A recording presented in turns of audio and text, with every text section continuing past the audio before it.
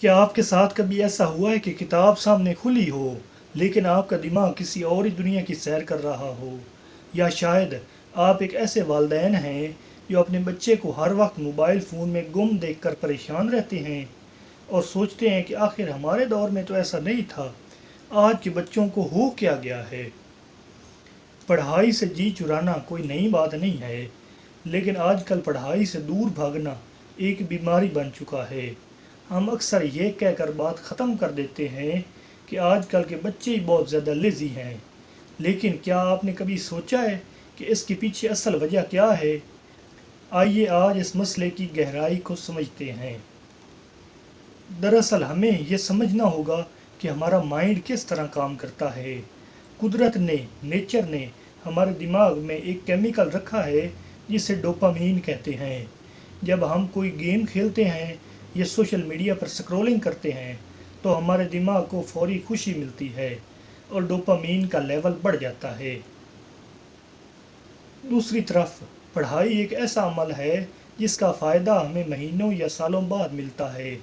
हमारा दिमाग फौरी सुकून हासिल करना चाहता है, इसलिए किताबें बोझ लगती हैं जो हमें फ़ौरन एंटरटेनमेंट नहीं देती। जब आपका मुकाबला रंगीन स्क्रीन्स और तेज़ रफ्तार वीडियोज़ से हो तो एक सफ़ेद कागज़ पर लिखी काली तहरीर आपके माइंड को बोरिंग लगने लगती है। ये सिर्फ सुस्ती नहीं बल्कि साइकोलॉजिकल गेम है जो हर स्टूडेंट के अंदर चल रही होती है। और अगर आप पढ़ाई करना चाहते हैं या आप चाहते हैं कि आपके बच्चे पढ़ाई में इंटरेस्ट लें तो सिर्फ एडवाइस से काम नहीं चलेगा, बल्कि आपको एक सिस्टम की ज़रूरत है। आपको इन 3 पॉइंट्स पर अमल करना होगा जो अभी मैं आपको बताने लगा हूँ।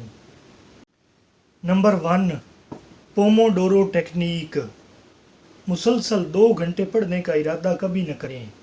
हमारा माइंड ज़्यादा से ज़्यादा 25 से 30 मिनट तक पूरी तवज्जो बरकरार रख सकता है, इसलिए 25 मिनट पढ़ें और फिर 5 मिनट का वक्फ़ा लें।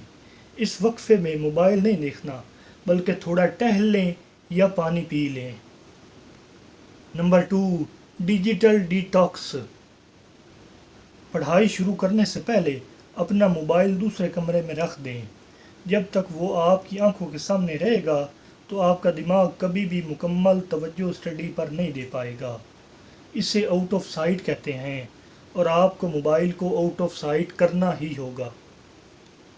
Number 3, clear your why. सिर्फ डिग्री के लिए ना पढ़ें बल्कि ये सोचें कि ये नॉलेज आपको एक बेहतर इंसान कैसे बनाएगा या आपकी फैमिली के हालात कैसे बदलेगा। जब मकसद बड़ा होता है तो मेहनत करना बहुत आसान हो जाता है, इसलिए क्लियर योर वाई। और याद रखें, वालिदैन की एक्सपेक्टेशंस और कज़न्स के साथ कंपैरिजन बच्चों को पढ़ाई से बागी कर देता है। हमें ये समझना होगा कि हर बच्चा मुख्तलिफ होता है। घर का माहौल ऐसा बनाएं जहाँ पढ़ाई करना आसान हो। हमारे यहाँ अक्सर लाइट चली जाती है, शोर होता है या अचानक मेहमान आ जाते हैं। इन हालात में पढ़ाई करना बहुत मुश्किल होता है, लेकिन हमें ख़ुद को एडजस्ट करना भी आना चाहिए। अगर कमरे में शोर है तो किसी खामोश कोने में चले जाएं, लेकिन हालात का बहाना बनाकर अपनी एजुकेशन पर समझौता ना करें।